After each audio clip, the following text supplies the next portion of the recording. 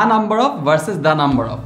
A number of বলতে কিছু সংখ্যক কথাটা বোঝানো হয়। For example, a number of students are absent today. এখানটাতে বাক্যের সাবজেক্ট কিন্তু স্টুডেন্টস এবং অনেকগুলো ছাত্র। সো কিছু সংখ্যক ছাত্র আজকে অনুপস্থিত আছে।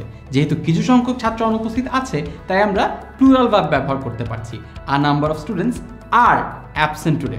কিন্তু আমি যদি বলি the number of students absent today is 6, the number of স্টুডেন্টসের মধ্যে সাবজেক্ট কিন্তু স্টুডেন্টস না, মূল সাবজেক্ট হচ্ছে দ্য নাম্বার।